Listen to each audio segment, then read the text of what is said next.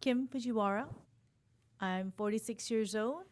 Today is Monday, October 5th, 2015. I'm here at the ACC Senior Services with my friend Mas. My name is Hatano. I'm 87 years old, and today's date is October the 5th, 2015. We're here at the ACC Senior Services. My friend is Kim Fujiwara.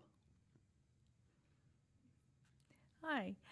Um, so Mas, I'm from Honolulu, Hawaii, born and raised. I'm Japanese American, and I've always been curious about what it was like growing up in California, because I know that we've had a lot of differences. Um, since moving here to California 3 years ago, I feel like I'm very brand new and relearning history all over again. And when I talk to people working here at ACC, they all have different stories about what it was like growing up Japanese American in California. For Hawaii, it was kind of like just growing up and nothing was new or different. Everything for me was written in history books. But I know you've been here a little longer than I have. So can you tell me a little bit about what it was like growing up in California? I was born here in Sacramento, but I was raised in a small community of Loomis, which is about 30 miles along Interstate 80 going up to Reno. And people talk about discrimination, all that sort of thing. And personally, I don't recall ever facing any of that in school because two-thirds of my classmates were Japanese Americans just like me. We Oh, were the majority. And so, of course, we didn't discriminate against anybody. But it was a different story in the community. I remember we'd drive down the highway and my sister would say, "We can't go swimming in that swimming pool." I said, "Why?" "Because you're Japanese." wow. So later on, found out that parents could not own a house. Houses sit on land and we could not buy land. They could not become citizens. So we didn't participate in anything in the community itself. All of our activities when I was growing up was within the Japanese community. Village church, a lot of it focused around the church activities and so forth. And of course, later on, you know, I was in the eighth grade, ready to graduate. It was in May. I remember this quite distinctly. And getting ready for graduation parties and that sort of thing, and ready for high school. And went out for recess. And the kids were gathered around this sign that was posted on the right outside the door of the school. So I wonder what they're looking at. I went over there and looked at that thing, and it says, "To all persons of Japanese ancestry." Oh, that's me. You're going to be gone next week. Oh, Oh, I thought, where are we going? It doesn't say. How long are we going to be gone? Doesn't say. It just says, you be at this address, that date, with what you can carry, essentially one suitcase. That's it. Well, as an eighth grader, I was 13 years old, I thought to myself, this is exciting. What an adventure. But people react differently. As an example, my parents been here for, over 20 years. And some of the other Japanese were here longer than that. And their lifetime of work all gone within a week. Lost everything. what year was this? What year? This was in 1942. 1942. Wow. Pearl Harbor was bombed on December 7th, 1941, and based on an executive order by the President of the United States on February 19th, the that order gave the military commanders the discretion of exercising their right to get rid of everybody in their particular command zone. Well, unfortunately, people here on the West Coast had a general that says can't be trusted. Put them all in the camps. The military commander in Hawaii. Now they had more Japanese in Hawaii. Mm-hmm. That's where the bombs were dropped. But they were not put into these camps in mass. They were just selectively. They picked people up. The FBI had a list of people. And within a few days, they picked up hundreds of these people. Mm-hmm. They were considered leaders of the community, people who were business owners, people who were presidents of these various organizations, martial arts, kenjinkais, prefecture clubs, and people like that. They were picked up within 48 hours after Pearl Harbor was bombed. Get a knock on the door, are you Mr. So-and-so? Come with us. Family didn't know where they were taken. Later on, they found out they were put into a special camp. Some of them got to rejoin their families in the regular camps, but that happened later on. But that's essentially what happened right after Pearl Harbor was bombed. And of course, I saw all this. I was old enough, teenager, to see this happening, but I really didn't understand, why is this happening? You're an American citizen. Didn't do anything. Everybody goes. That was the order. So that's kind of what happened right after Pearl Harbor was bombed, and some of these people were evacuated with just a couple of days' notice. They're gone. I guess there are people who lived close to military installations. Bainbridge Island up there in Washington. Oh, right. It was a waterways to the naval base, and had Japanese families right there raising strawberries, things like that. You could see the ships going in and out, and they were suspect. The fishing fleets out of the San Pedro near Los Angeles, they would go out, and they were under suspicion right away because they thought they're out there, had radio communications, and so they were removed immediately. Question. Can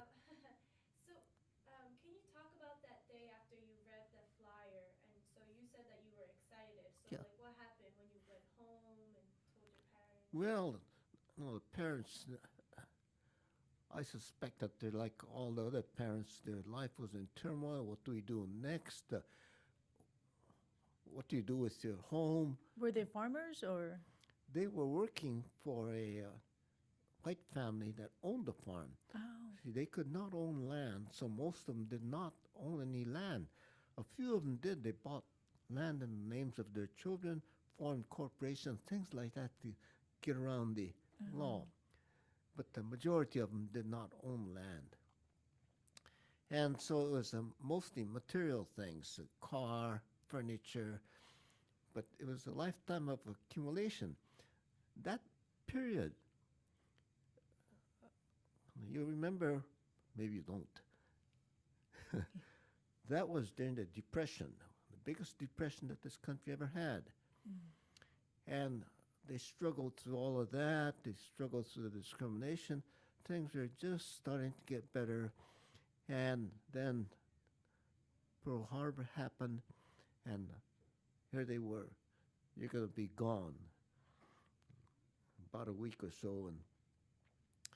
And so I can imagine what their life was like. And the young men, they're educated here, high school, college, and says, what's going on here? We're American citizens. We didn't do anything. They're not charging us with anything. Just saying everybody goes. Unconstitutional, all that sort of thing. Anyway, yeah. So Life was what did you pack in your bags? me. I don't recall specifically, but my parents pretty much made that decision. Clothes, Oh. you basically they didn't tell us whether you're going to be in a cold place or a hot place or what.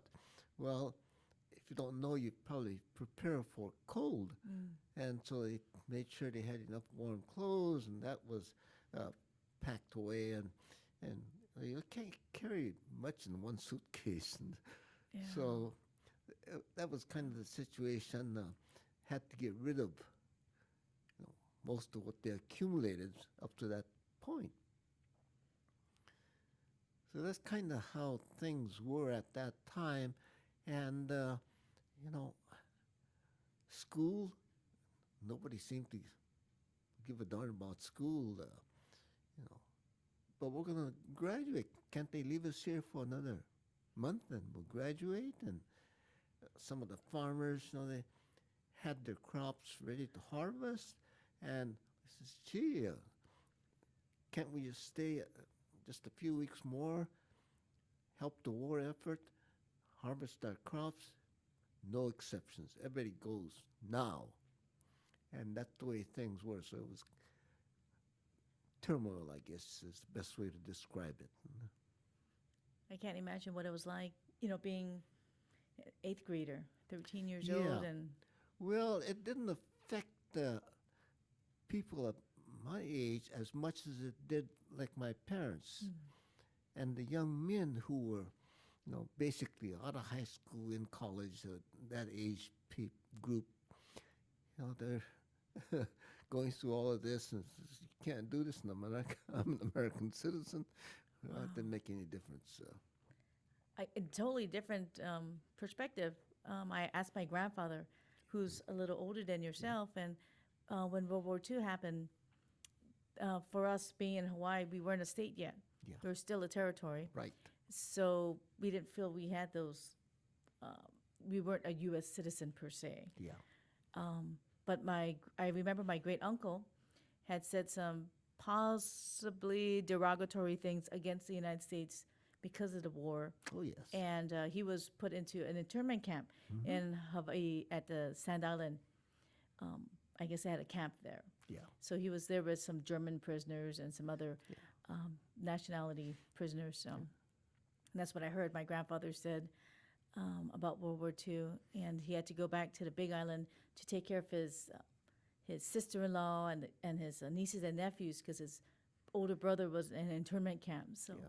my grandpa had to fly from Honolulu back to the Big Island to take care of them. So all he could say was, "Oh, my stupid older brother, him and his big mouth."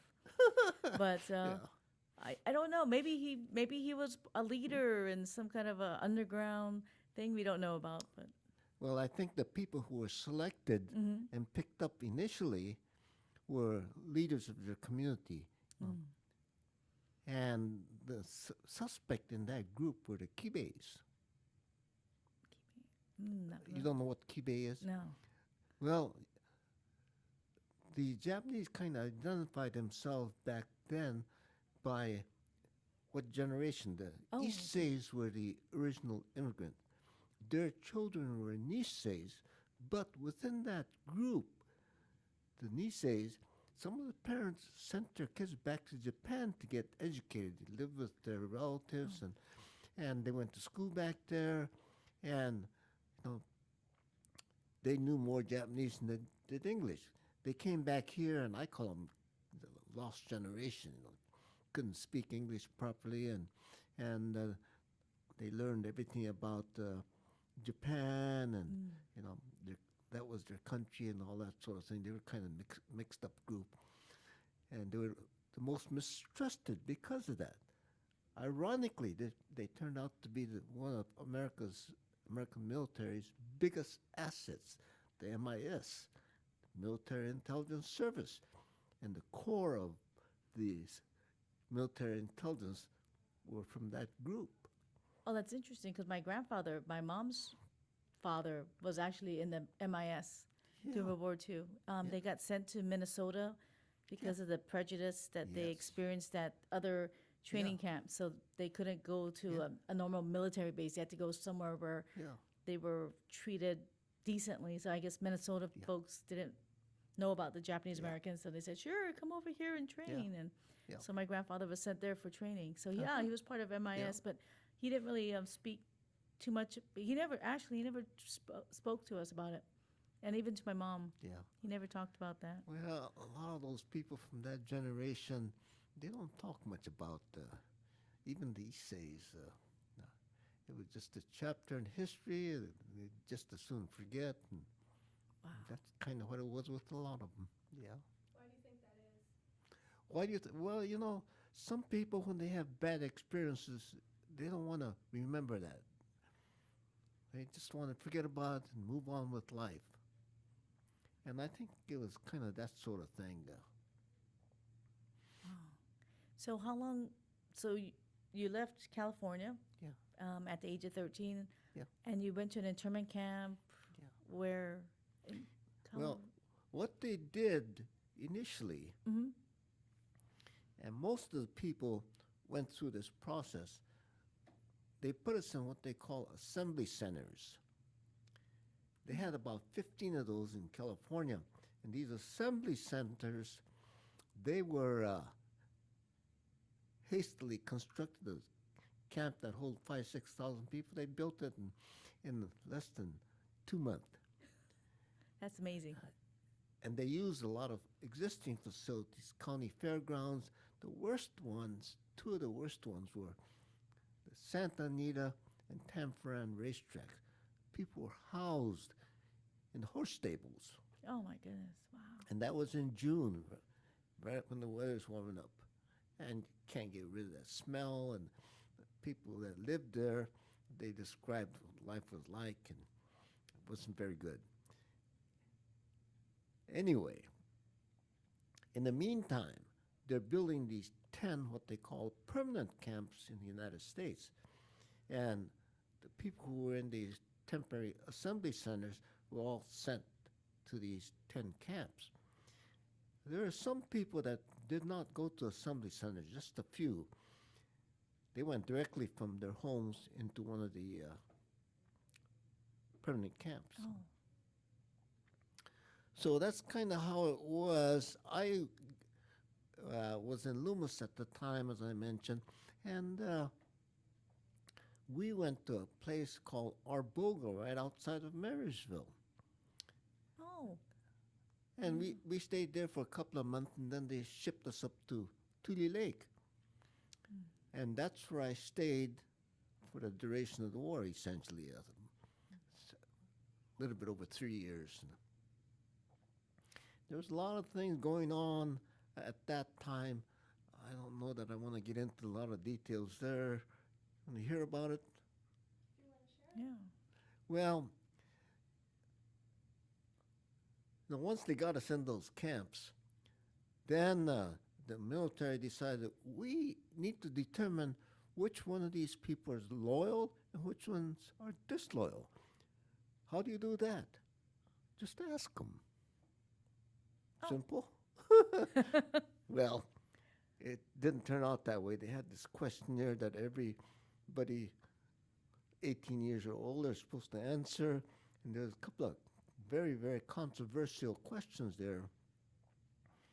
It said, do you want to renounce your citizenship in Japan and say that you're loyal to the United States and you'll serve in their armed forces in combat duty wherever ordered?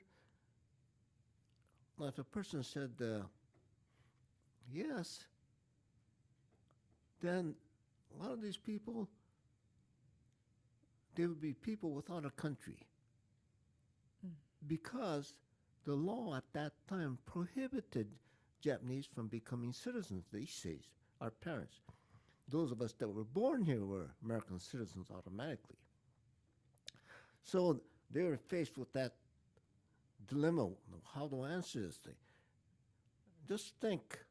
You people are too young to even think about things like this, but you know, here you may have grandmothers, grandfathers in their 70s and 80 years old. Can you imagine them serving in the military, carrying a gun in a pack and marching off to shoot at somebody? You know, crazy. Wow. And so, they looked at that thing and they said, this is insanity. How are we going to answer something like this? And so there was another one that was just about as bad. Anyway, they used that to segregate people, saying, okay, if you answer this incorrectly, you're disloyal. If you answer it another way, you're loyal. And as it turned out, Tule Lake had the most disloyal people. Oh my goodness. Wow. And so that was designated the disloyal camp, and all the people that were in Tule Lake that were loyal, they got sent to the other camps. And from the 9 other camps, those that said the way they answered the question, they were disloyal, and they got sent to Tule Lake. What people don't know is that there were, out of about, at that time, 16, 17,000 people at Tule Lake, there were about 4,000 that said, I'm loyal, but they said, we don't want to move. They refused to move. So they left them there. So you had, to start with, about 4,000 people that were loyal, stayed in this disloyal camp. And that they had some rebel rousers, Boy, they made a lot of trouble for everybody. And they had a lot of adverse publicity, Some of them wanted to be sent back to Japan, and all kinds of situations there, and tore families apart. Some of them, part of the family says, we have to say that we're loyal to the United States, and some of them, part of the family would say one thing, they say another, and so relatives, and so they had a lot of problems there when this happened. But anyway, my parents refused to answer that question. So they were automatically classified disloyal. So we stayed there for the duration of the war in Tule Lake. And the irony of all of this is that,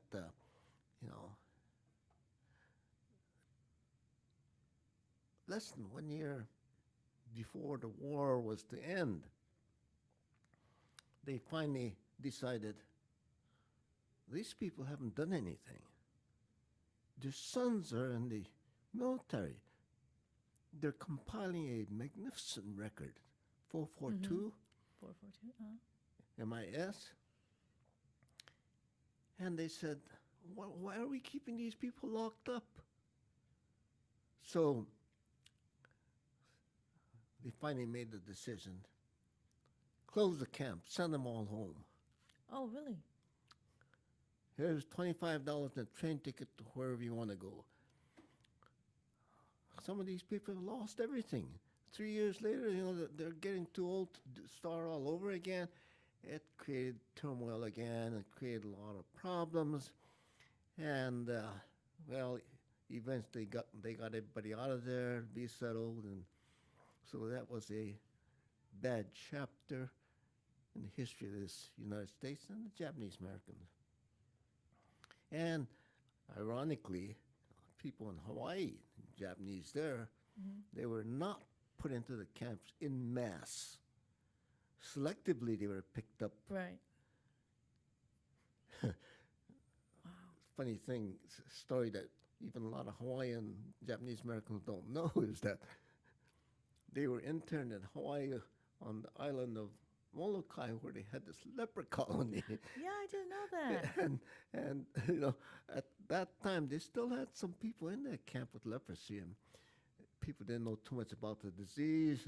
But anyway, that's where they created this little internment camp for the Japanese that they picked up. A lot of them were sent to the mainland. And anyway, that's a little bit of what happened that I recall back at that time. And I saw these things happening, but too young to understand, what was going on. And Did they have schools in camp? I mean, did you continue your education, yeah, or what did you do? Schools. That's another whole story in itself. I was in the 8th grade, and we got evacuated. It was about a month before we were supposed to graduate from the 8th grade. Well, I guess we were far enough along. They says, give them their diploma. So we got our diploma, and we went into camp. And school started usually around September, but we were late in starting school. And the schools were these barracks. They took an empty barrack.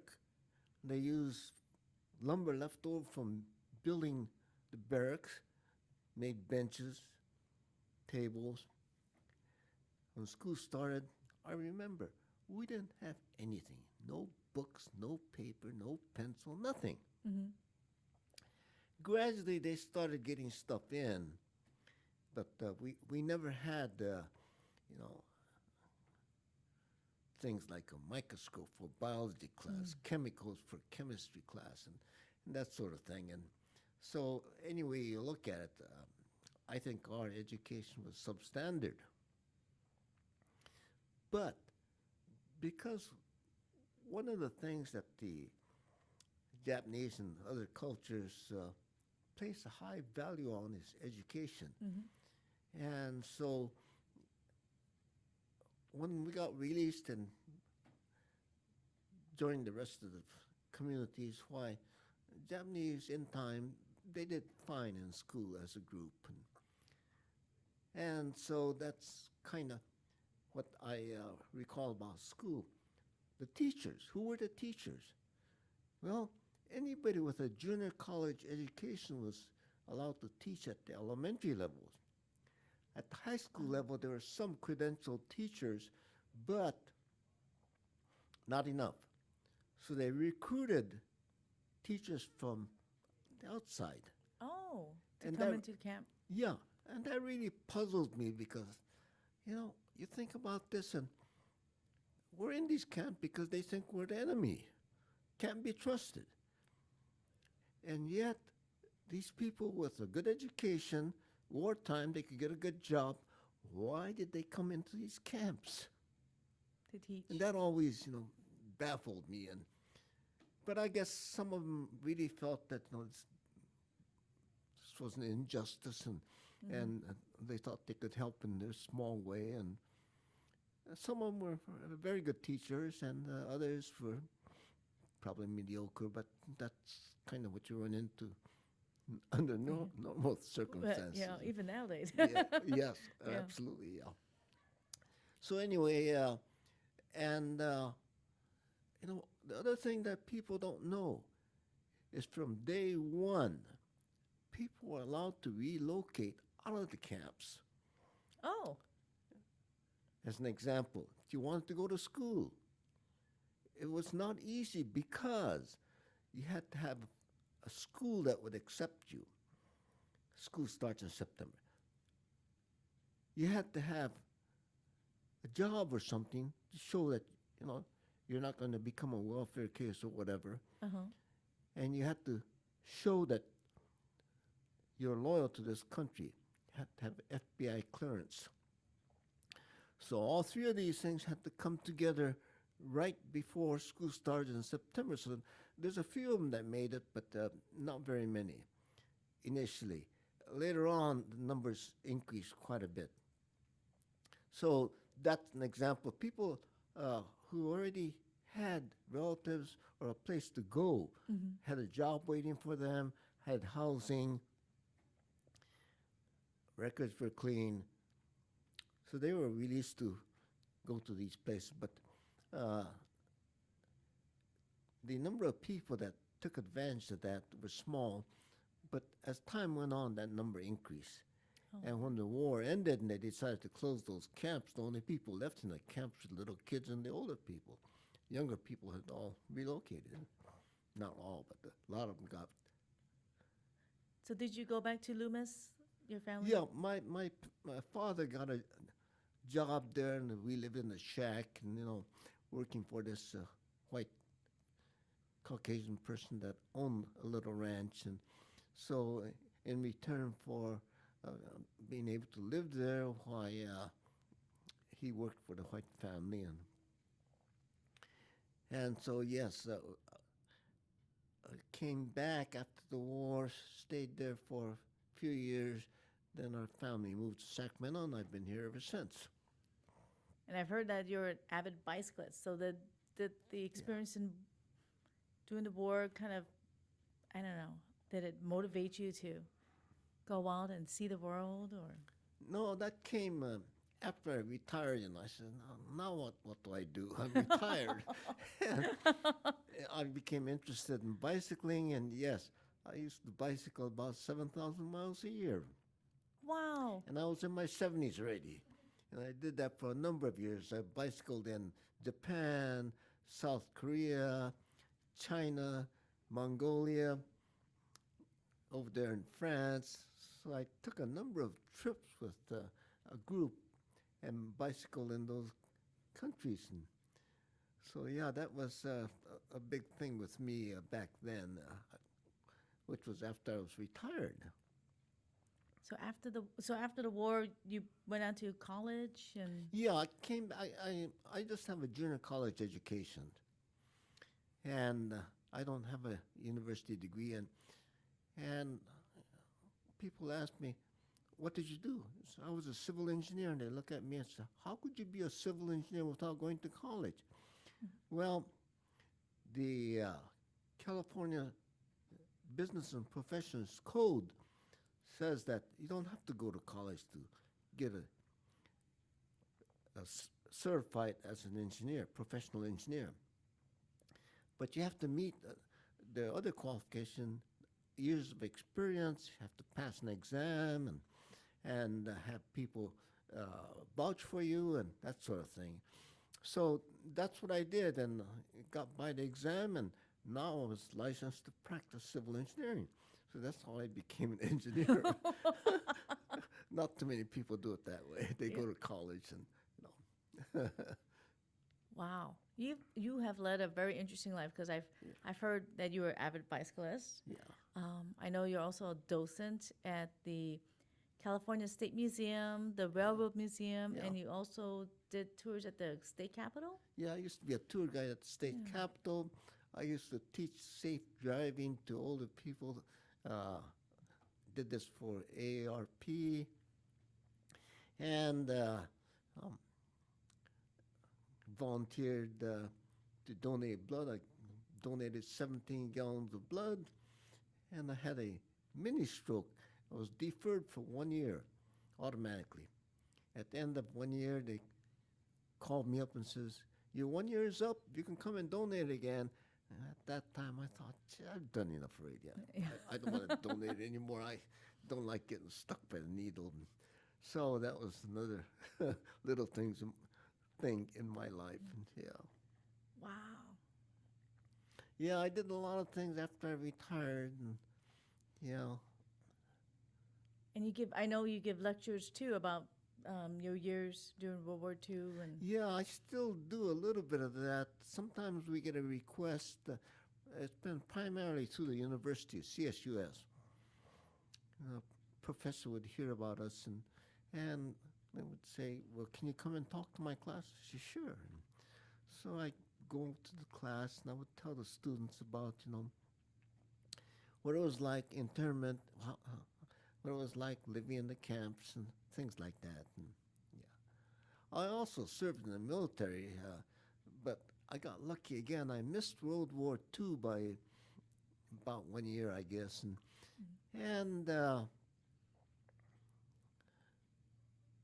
I thought I was freed, no military service. Then the Korean War started. no. And I got drafted, but I got lucky again. At that time, most of the people were going to Korea, but there's a few of us that got sent to Germany as replacement for the occupation troops left over from World War II. Oh. So I got sent to Germany, and that's where I spent about a year and a half, and that was my military service. And so, yes, I'm a veteran, and I can say I served, but I didn't serve in any shooting capacity. And I think of all the people that went to Korea and never came back. So I think about that, and I think, you know, I've been very, very lucky in my life. Ended up, having a good job, getting married, raising a family. I have three sons, and all doing well, and so that's kind of the story of my life. And Wow. We're very lucky to have you. I'm lucky to be here. Thank you. Yeah, we're very lucky that you didn't go to combat or anything. Yeah, And yeah, yeah. When I think about things like that, yeah, very lucky.